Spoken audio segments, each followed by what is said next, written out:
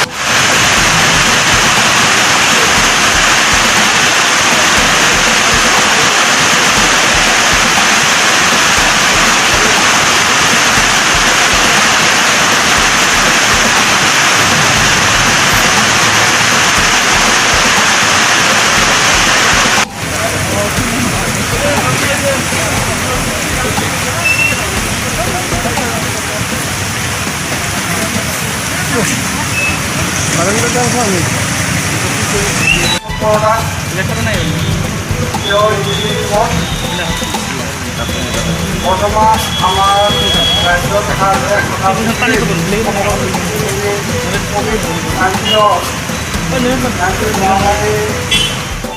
জিলাৰ উপায়ুক্ত ডাঙৰীয়াৰ তৎপৰতাত আৰু তেওঁৰ ইনিচিয়েটিভত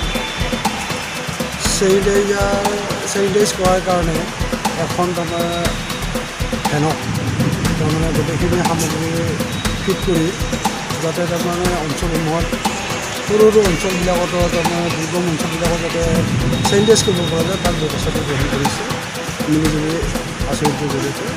আৰু এই ক্ষেত্ৰত আমি নিশ্চয় উপায়ুক্ত ডাঙৰীয়া তথা জিলা প্ৰশাসনক আমি ধন্যবাদ জনাব লাগিব যে তেওঁলোকে এই কোভিড-19 যি মহামাৰী এই মহামাৰীক প্ৰতিহত কৰাৰ কাৰণে যিটো পৰিৱেশ চেনিটাইজ কৰাৰ ক্ষেত্ৰত বা আমাৰ অঞ্চলসমূহ চেনিটাইজ কৰাৰ ক্ষেত্ৰত যিটো নিজাববীয়াকৈ পদক্ষেপ গ্ৰহণ কৰিছে ইয়াত এটা এইটো আদৰ্শ হৈছে আৰু ইয়াত নিশ্চয় আমি সকলোৱে শলাগিবই লাগিব আৰু আমি আশা কৰিছোঁ এনেধৰণৰ পদক্ষেপৰ জৰিয়তে আমি এই মহামাৰীক প্ৰতিহত কৰিব পাৰিম। আৰু এই ক্ষেত্ৰত মই এই মুহূৰ্তত এইখিনিকে আশা কৰিম যে বঙাইগাঁওবাসী ৰাইজে জিলা প্ৰশাসনে যি পদক্ষেপ গ্ৰহণ কৰিছে এই পদক্ষেপৰ জৰিয়তে সকলোৱে সহমত পোষণ কৰি তেওঁলোকে যাতে সমৰ্থন আগবঢ়ায় তাৰ কাৰণে মই বঙাইগাঁওবাসী ৰাইজক মই